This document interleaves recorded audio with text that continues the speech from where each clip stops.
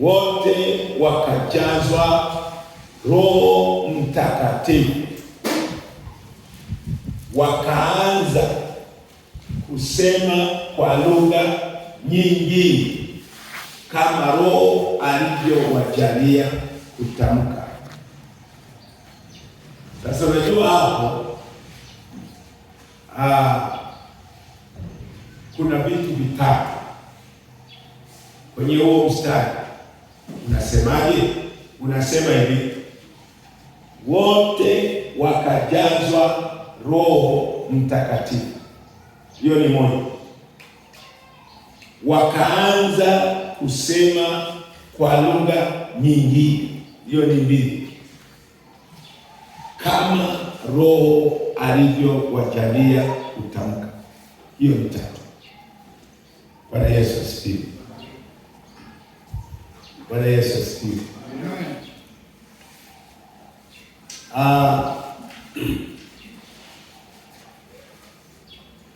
Nilipotamka hiyo somo la Roho Mtakatifu na yale yote niliyoyapitia jana, nikabahatika kuongea na watu wawili, baadhi yenu hapa, kwa mazungumzo tu ya faragha.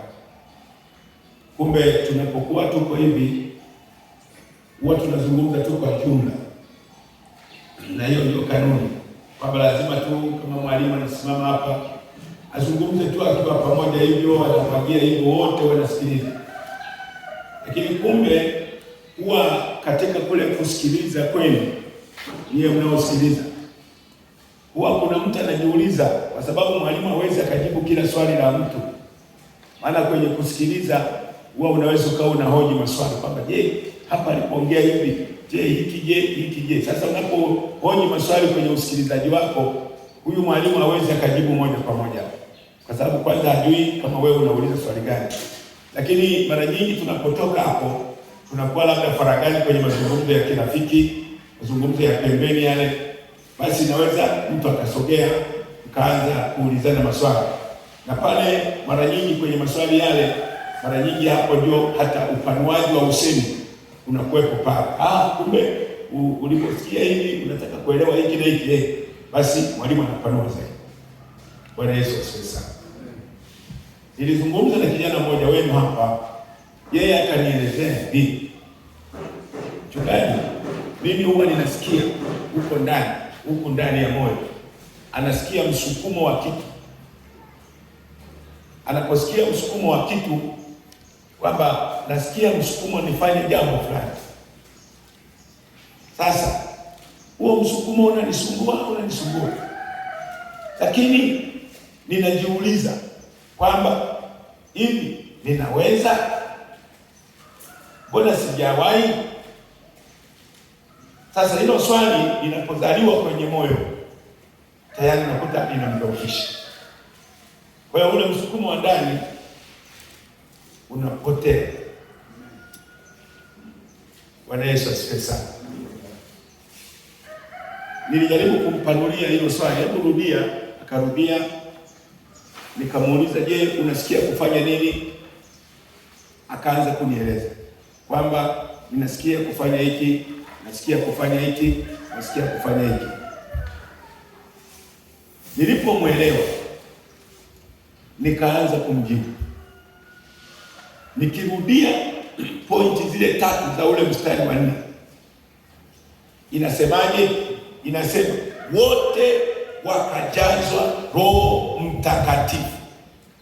Hilo neno au kipengele kile cha kwamba wote wakajazwa Roho Mtakatifu ndio huo msukumo, au ndio hiyo namna unaoisikia huko ndani, kwamba ndani ya moyo wako unasikia kusema, unasikia kutenda, unasikia kuna kitu kinakupeleka kwamba nenda kafanye hivi. Hiyo ndiyo inasema wote wakajazwa Roho Mtakatifu. Yaani Roho Mtakatifu, ukikumbuka nilielezea hivi, roho ni nini? Kile kipengele tulichojifunza, roho ni nini? Roho ni uwezo wa ndani unaomwingia mtu ukamfanya kuwa na nia au ukamtengenezea tabia ya kusema na kutenda. Yaani nilizungumza neno roho, maana yake ni uwezo wa ndani, ni nguvu ya ndani inamsukuma mtu. Kwa hiyo unaposema kwamba ninasikia msukumo wa kitu fulani, ninasikia msukumo wa kusema jambo, ninasikia msukumo wa kufanya jambo, hiyo ndio roho nani? Roho. Yaani huwa ni hilo, unasikia kitu huko ndani kinakusukuma, unasikia kabisa kuna kitu kinasema na wewe. Hiyo namna unayoisema ya ndani ndiyo Roho Mtakatifu. Inasema wote wakajazwa Roho Mtakatifu. Inamaanisha hivi, kuna msukumo wa ndani, kuna kitu huko ndani ambacho wewe kwa macho ukioni, na wengine wanaokutazama hawawezi wakagundua, ila wewe unasikia kuna kitu huko ndani kinakupeleka. Hiyo ndio roho. Sasa unaposikia huo msukumo, kuna hatua ile ya pili inasema hivi, wakaanza kusema kwa lugha nyingine. Wakaanza. Sasa inaposema neno wakaanza, inamaanisha ni wale watu, ule msukumo unatoka kwa Mungu, lakini ile wakaanza ni wewe. Ninataka niseme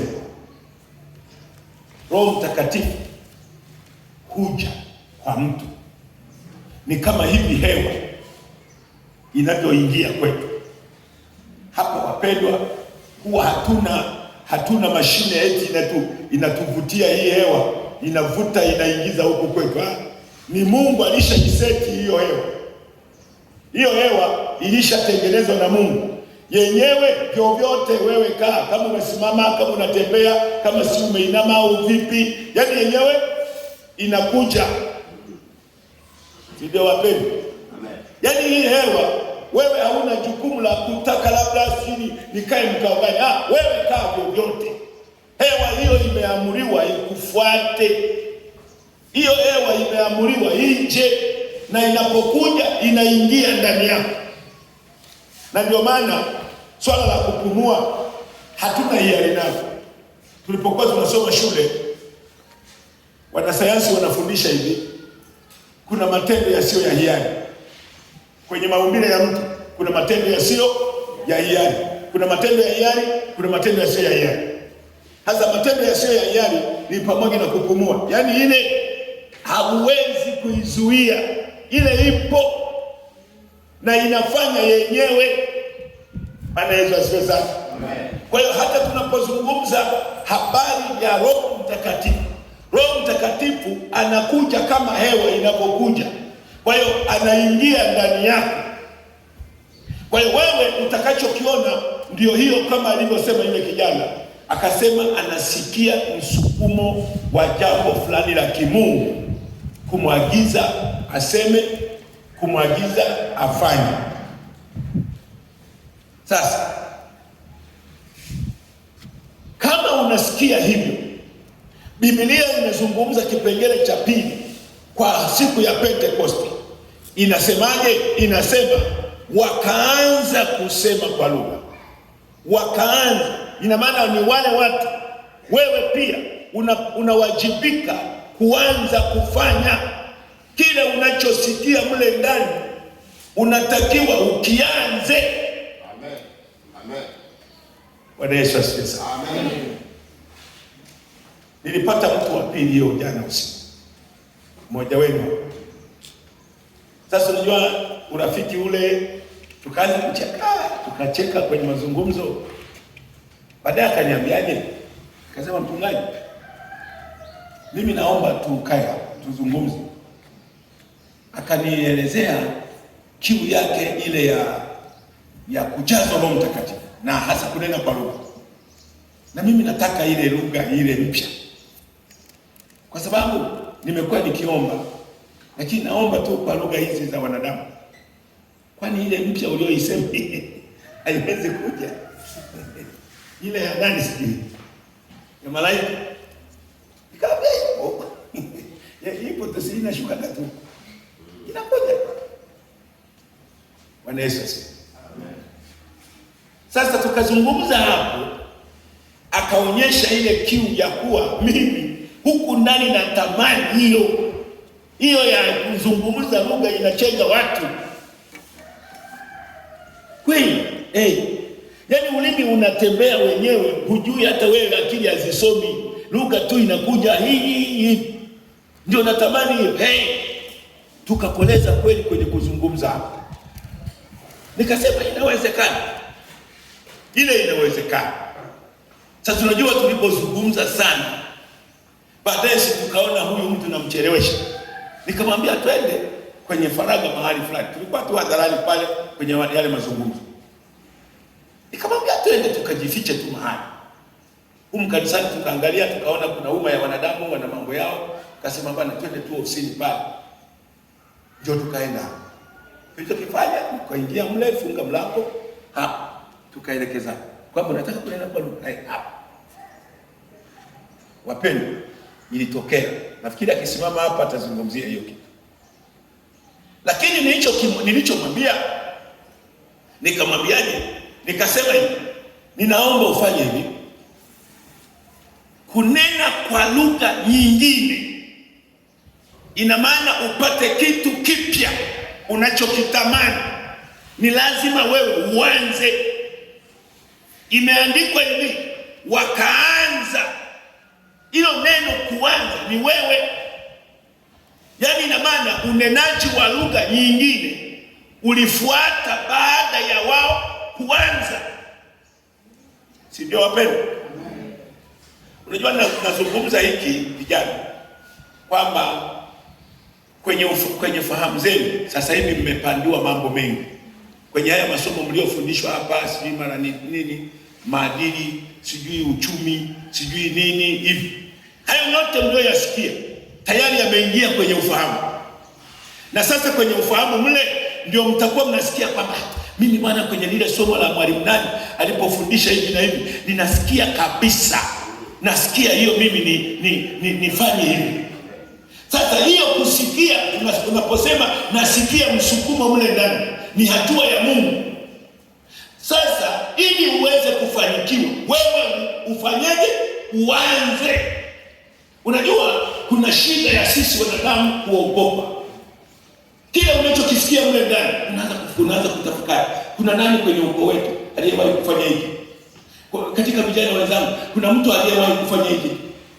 Hivi huko nyuma niliwahi kukifanya. Sasa unaanza kujiweka kwamba sijawahi, hakuna, sijamwona mtu hivi. Sasa mwisho unaogopa.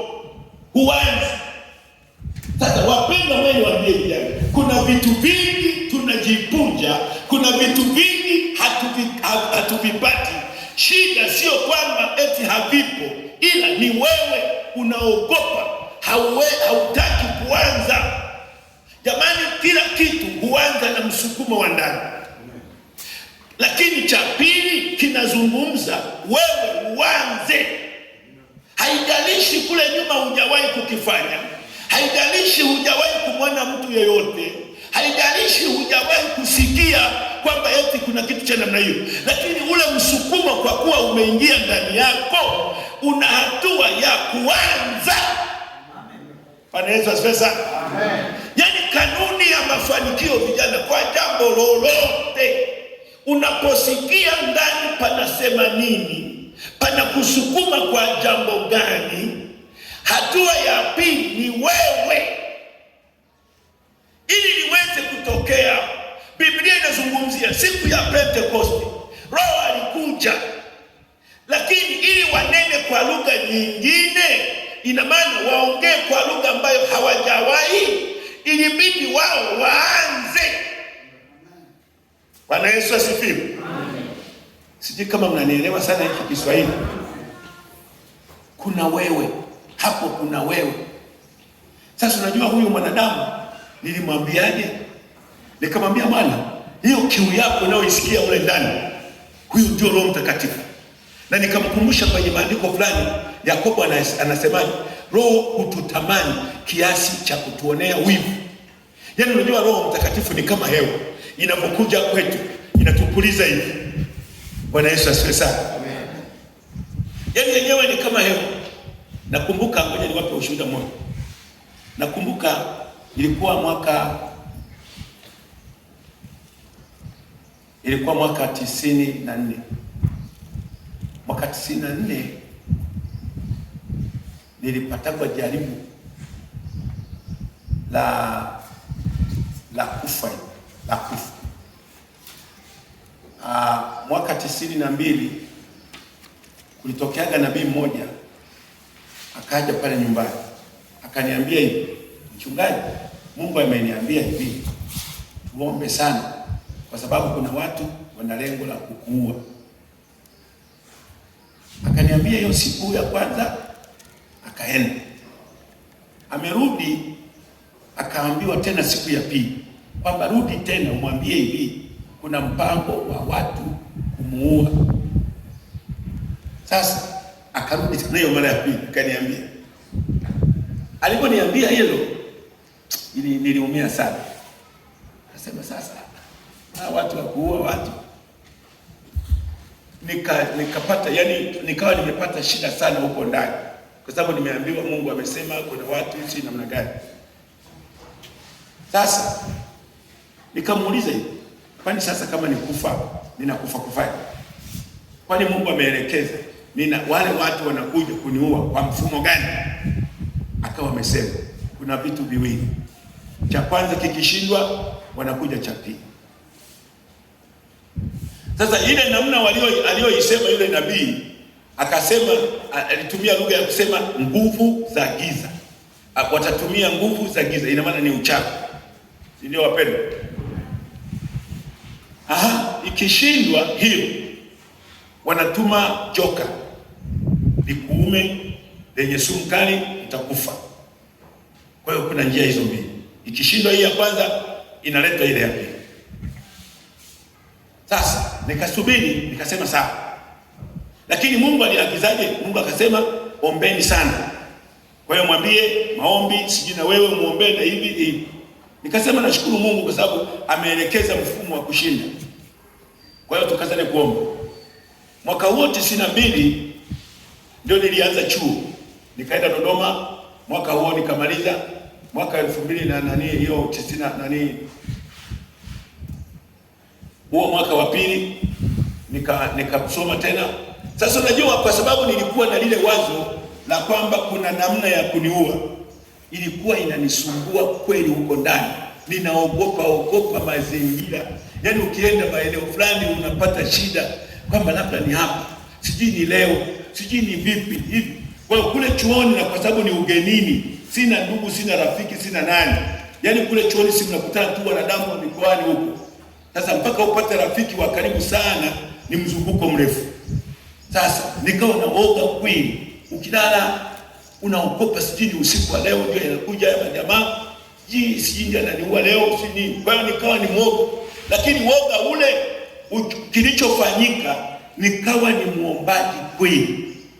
Tulikuwa tunakaa walikodi jengo fulani la mtu amelijenga, lina maeneo ya chini, lakini kuna eneo pia ni kama kagorofa hivi kadogo, unaweza ukapanda ukaenda kule gorofani. Kwa mimi nikasema hapana, nitakuwa nalala kidogo usiku, wenzangu wakitulia wote, mimi natoka ninaenda kwenye kale kagorofa, ninamwomba Mungu. Kwa nikawa mwenye juhudi sana ya kuomba kila usiku na kwenye kale kagorofa. Mwaka wa kwanza ukapita, mwaka wa pili ukapita, mwaka wa tatu sasa nimeshamaliza, niko nyumbani. Hiyo hali niliyotamkwa na yule nabii haipo kabisa, wala hakuna dalili. Kumbe ule mwaka wa kukaa nyumbani ndio mwaka uliokusudiwa. Wapendwa, ilinikuta niko shambani.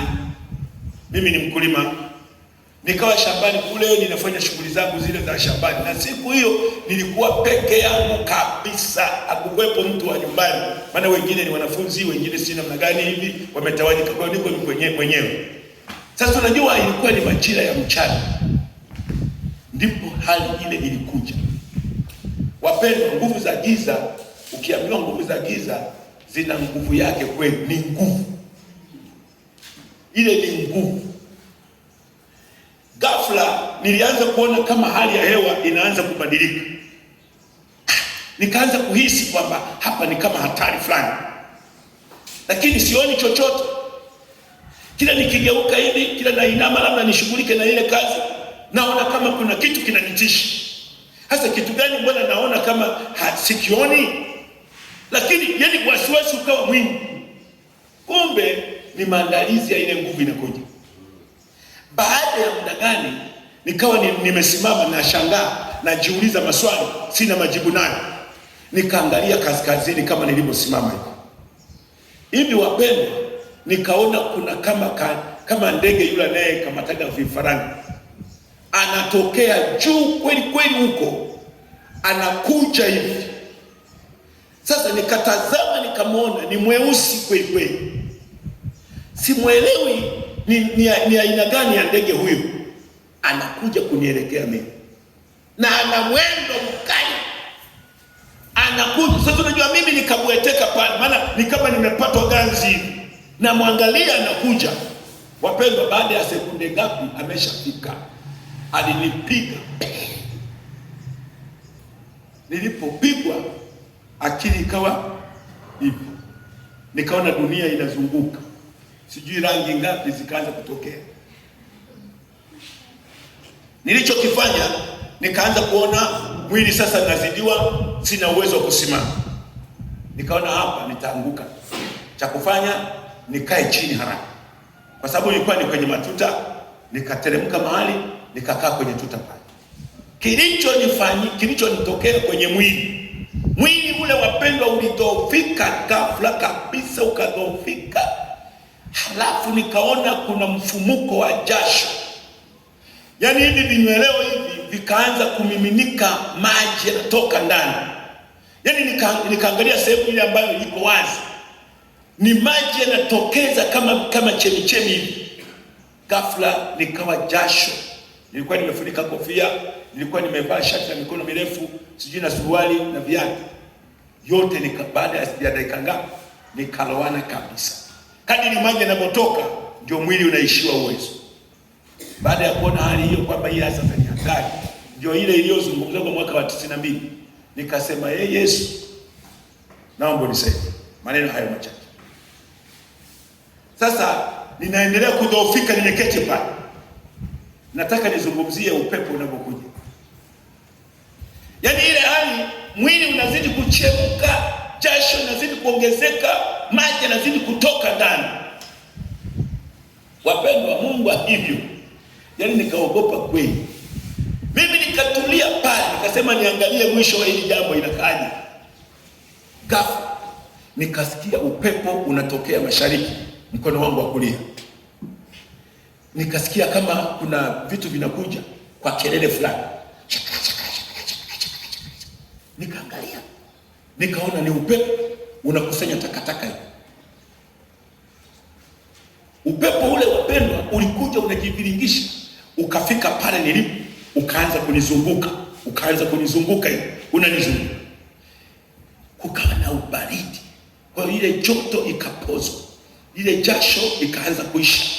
Upepo ule unanipulizia pale, ndio nikaanzia hapo kwa salama. Bwana Yesu asifiwe. Ninataka kuzungumza habari ile ya kwamba msukumo wa ndani huwa ni wa Mungu. Yaani wewe unasikia tu kuna kitu mle ndani kinakusukuma, sema kitu au fanya jambo fulani. Hiyo ndio ambayo ilitokea siku ya Pentecost, kwamba walipokea uwezo kama hivyo, upepo na nini ilitokea na hivi. Lakini sehemu ya pili imesema wao wakaanza. Kuna hatua ya wewe kuanza. Huyu mpendwa, hiyo jana usiku tulipojificha kwenye kile chumba, nikamwambia kwamba ile kunena kwa lugha mpya unayoisema inakuja, ila wewe uanze sasa. Nikamfundisha maneno ya kusema kwamba anza kusema hivi, anza kusema hivi, anza kusema hivi, na maneno yale ni ya Kiswahili, ni ya lugha yetu tu hii. Anza hivyo. Unajua kilichotokea baada ya kuwa ameanza kusema yale maneno, sio maneno mengi, sio maneno marefu, sio sentensi ya namna gani, ni maneno mafupi ayarudie. Wapendwa, ilivyokuja ikatokea baada ya kuwa amerudia si mara ngapi, hata mimi sijahesabu alivyorudia, sijui na yeye kama nakumbuka hiyo kwamba alirudia mara ngapi. Wapendwa, ilikuja ikatokea akabadilika ule usemi, lugha mpya ikaja, aliongea lugha mpya nyingine kabisa. Yaani huko chumbani, sijui kama waliokuwepo pale nje, nafikiri walianza kutusikiliza, maana sasa ikatokea namna mpya kabisa. Bwana Yesu asifiwe sana. Sasa mwisho ndio tunamaliza, si baada ya muda gani, ndipo baadaye akanieleza kwamba unajua kilichotokea katika kula kusema yale maneno sijui namna gani huko na ile na ile. Yaani baadaye nikasikia kama kuna mwanga fulani wa jua umenichoma hapa juu ya kichwa, ndio ukaingia. Ulivyoingia hapo nikaona kuna mabadiliko ya ulimi, nikaona ulimi unatembea wenyewe, ulimi unatembea wenyewe. Yaani ikatokea hiyo. Bwana Yesu asifiwe sana. Ndio nikagundua hivi, unajua kanuni ya Mungu, ili wewe upate kitu kipya, kuna Mungu analeta wazo, kuna Mungu analeta msukumo wa jambo moyoni mwako. Sasa sehemu ya pili ni ya wewe uanze. Ninaomba niwaambie vijana, mambo yote mnayojifunza yale ni roho. Unaambiwa, unapandiwa wazo, unapandiwa nia, unapandiwa msukumo wa ndani. Sasa ule msukumo wa ndani, najua katika yote ambayo mmejifunza mlipokuwa mnafundishwa habari ya uchumi na kazi na nini, yaani kuna kitu ambacho wewe kimekukaa vizuri, kwamba kumbe ningeweza kuanzisha kazi ya namna hii. Unaanza kusikia msukumo ule kwamba kumbe ningeanzisha mradi wa hivi, yaani mimi natamani. Sasa ile tamani ile ni roho. Sasa unatakiwa usikae kimya, lazima uanze. Bwana Yesu asifiwe sana. Yaani vijana, haitatokea yale mabadiliko unayoyatamani kama wewe unasikia msukumo ndani yako lakini umenyamaza. Maana ipo hii kama nilivyosema pale mwanzoni kwamba kuna mtu anaanza kujiuliza maswali kwamba hivi huko nyuma niliwahi kufanya hiki kitu, huko nyuma aliwahi kutokea mtu kwenye familia yetu, hivi kweli kuna mtu jirani hapa ambaye ana hiki kitu ambacho mimi nasikia msukumo wake. Yaani unaanza kujihoji maswali, na ukikosa kwamba hakuna mtu kwenye familia yenu, hakuna uliyemwona, hakuna uliyesikia kwamba anafanya kama wewe, ni unashindwa, unadhoofika, unasema hii bwana haiwezekani. Ngoja niwaambie vijana jambo jipya, kama ile siku ya Pentecost iliyotokea, wakanena kwa lugha nyingine, inazungumza lugha mpya. Ni lugha ambayo hawajawahi kuisema huku nyuma, lakini iliwatokea kwa kanuni hizo mbili, ya kwamba Mungu alipoleta ile nguvu na wao wakaipokea, wakaanza. Bwana Yesu asifiwe. Vijana, tunawatakia mafanikio haya. Yote haya mnaojifunza ndio mafanikio yenu. Hilo ni wazo, hiyo ni elimu, huo ni msukumo wa ndani. Tayari wewe unasikia kuna kitu kinasema huko ndani, lakini huwa haiwezekani kikafanikiwa au kikawa wazi au ukafaidika nacho kama hujaanza. Na kuanza ni ujasiri, ni kujiamini. Yaani hivi hakuna mtu aliyefanikiwa unayemuona, au wewe mwenyewe ulitoka hatua ya chini kwenda ya juu bila kuwa na ujasiri wa kuanza. Kanuni ya mafanikio ni hiyo, ya kwamba ni lazima uwe jasiri kwamba ni kweli, huku nyuma sijawahi kufanya, huku nyuma sijawahi kumwona mtu mwingine, huku nyuma sijawahi kusikia eti kuna habari kama hii kwa mwingine, lakini kwa kuwa ninaisikia huko ndani, inanisukuma, naipenda, hii ndio naona inanifaa mimi. Yaani inapokaa moyoni kwamba hii ndio inanifaa mimi, wapendwa, ndio wewe una wajibu wa kuanza. Bwana Yesu asifiwe sana. Vijana, niwatakie mwanzo. hayo mawazo, huo msukumo wa ndani, kile ulichokielewa, anza. Usikae chini, usiangalie wengine mbona hawapo. Hii ndio shida inayotuchelewesha sana kubadilika maisha yetu. Yaani unakuta mtu miaka inaenda, miaka inarudi. Bwana Yesu asifiwe sana. Bwana Yesu asifiwe sana. Jana nikaongea na vijana wanaotarajia kuoa.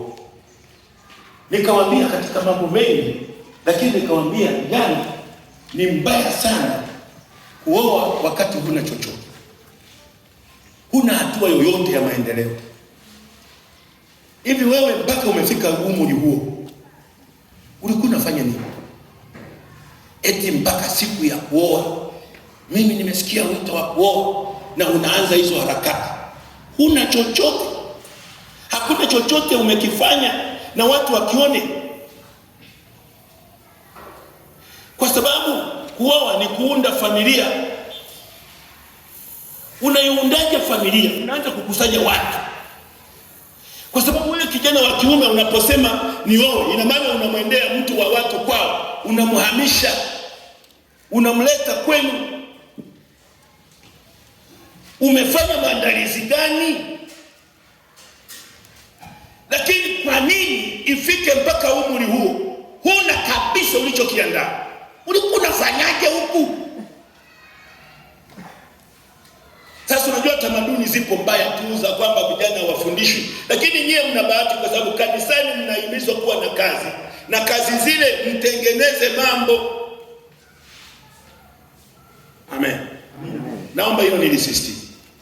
Ni kasoro kabisa na haifai kwamba wewe kijana wa kiume mpaka unafika umri wa kuoa, sasa mkakati ndio unaanza kuwatangazia wazazi, sijui kanisani huko nataka nipate mwenzangu, sijui nini. Hai, sawa, ni wakati wake. Lakini kwa habari ya maisha umeandaa nini?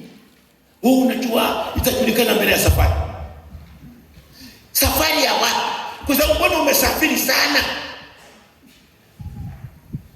Hiyo umri wa kusafiri mpaka hapo hujatengeneza chochote. Hapana. Lakini ngoja niseme, ni ile wewe ulikuwa huanzi. Sio kweli. Jamani, Mungu alivyotutengeneza, mawazo yapo. Kama hivi mnapojifunza habari ya uchumi, unapewa mbinu mbalimbali ya kupata fedha, ya kupata mambo mapya, mnafundishwa.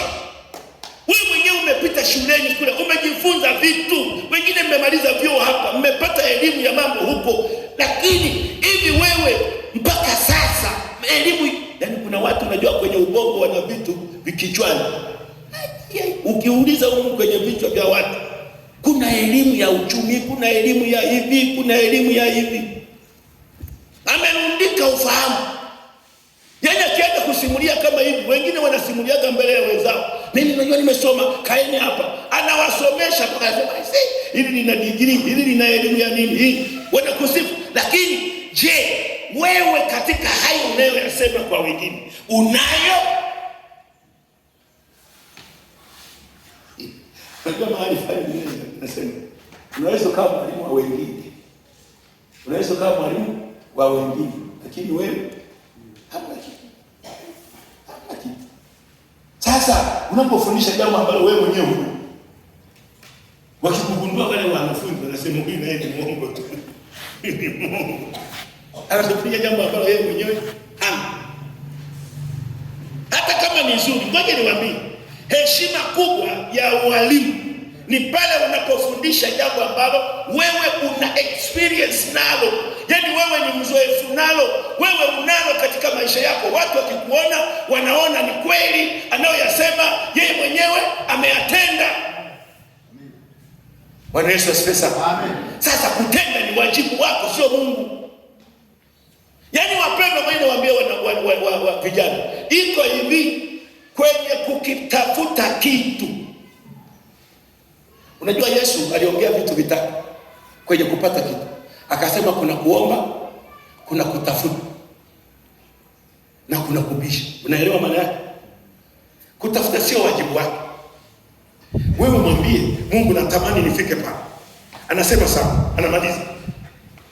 Kutafuta ni wewe, kuwajibika ni wewe. Anasema aombaye hupewa, atafutaye. Kuna kutafuta, kwa hiyo kuna kuwajibika. Biblia inazungumzia habari ya siku ya Pentekoste, inasema wote wakajazwa Roho Mtakatifu. Cha pili, wakaanza kunena kwa lugha nyingine. Chukua hatua ya kubadilisha hatua ulionayo, kwamba kwa habari ya uchumi nina kiwango hiki, lakini nimegundua, nimeelewa, sio mwisho hapa, kumbe kuna mbele. Hiyo mbele huwezi ukasubiri eti Mungu akurushe pale. Una miguu. Mungu alishakuandalia mazingira ya kutoka eneo moja kwenda la pili. Anza kutembea, inua miguu, tembea ufike pale ulipopaona.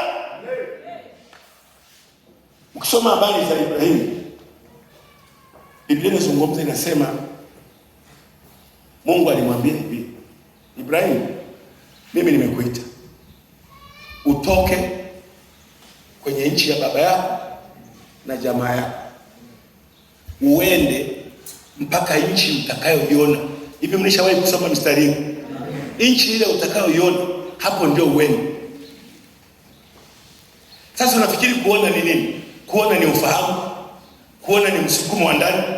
Hivi Mungu anakuonyesha kuna kitu pale. Ule msukumo wa ndani ni Mungu. Ile elimu unayoipata ni Mungu anakumulikia kwamba mwanangu, sio hapa ndio, hapa sio mwisho. Kuna pale, macho si yanafika kuona pale. Sasa swala la pili ni wewe. Yaani ili utoke eneo la kwanza kwenda eneo jingine, vijana, mabadiliko ya maendeleo, mabadiliko ya hiki, ya mambo yote, yaani ni hivi, yapo. Na hii ndio maana ya siku ya Pentekoste, wote wakajazwa Roho Mtakatifu. Inasema hiyo ni hatua ya kwanza. Ya pili, wakaanza kunena kwa lugha nyingine. Wapendwa, wale watu walionekana wana lugha nyingine, na ndio maana tunaona watu waliwashangalia.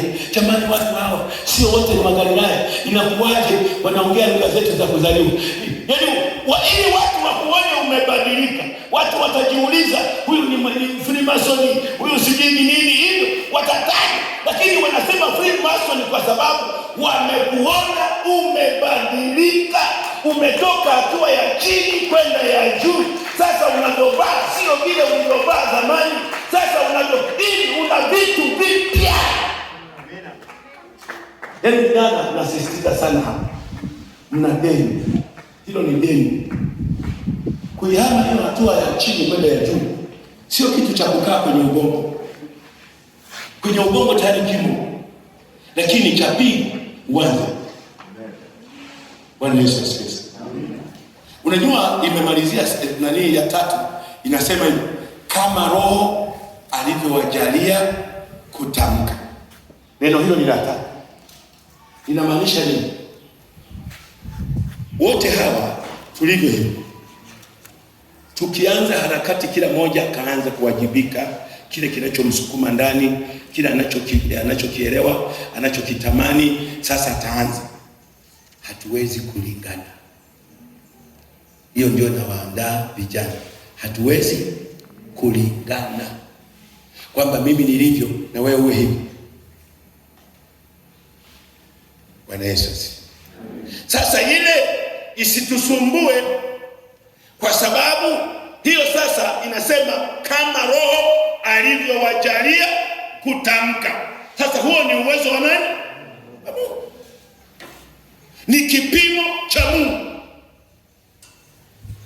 Lakini Mungu lazima akupe, lazima upokee. Yeye ndiye anajua kukupimia kwamba wewe uwe na kiwango hiki. Sasa hiyo, lakini unakuta mimi najifunza katika vipimo vyote vya Mungu. Ukisoma safari ya wana wa Israeli kwenye kitabu cha Hesabu, inasema hivi, kule njiani walikuwa wanatengewa mikate asubuhi na Mungu kwa ajili ya mlo wao, kwamba kwa kuwa kumekucha sasa watu hawa lazima wale chakula. Mungu alikuwa anatenga mikate pale mlangoni, kila kwenye hema la watu. Wanapoamka asubuhi wanakuta pale kuna mikate, sasa wanaanza kuokota. Imeandikwa vitu kwenye kuokota, inasema hivi, kila mmoja anaokota kwa kadiri ya ulaji wake.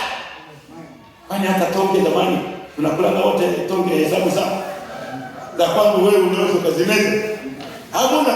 Tukijipanga hapo za kwangu zina kilo nyingi. Sasa hizo ni za kwangu, ukiiga. Waswahili walisema usiige kunya kwa nani, si kuna ajali iko pale. Ndio wapendwa, yaani hiyo. Lakini ukiangalia yule maana imeandikwa hivi, yule aliyekula vingi hakuongezewa, yule aliyekula vichache hakuzidishiwa. Ina maana wote walishiba. Kwani mimi hesabu yangu ya tonge na ya kwako hiyo inapungua, si inazidi? Si wote tunafika kwenye shibe? Ndivyo Mungu alivyo.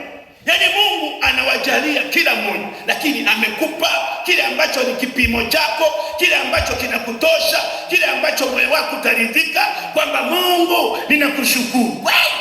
Ndio viwango vya maisha wapendwa haviwezi vikalingana. Tembea dunia yote, hata hawa wenye kundi la kwamba hawa wanaitwa matajiri, lakini ukiwapima wakiwa wawili watatu, kuna mmoja aliye mbele, mwingine yuko nyuma, wote wana jina moja, wote ni matajiri, si ndio wapendwa? Nakwambia hivi, kumbe Mungu anatupa vitu vya kututosheleza vile unavyovihitaji, vile ambavyo utaona hapa sasa na shiba.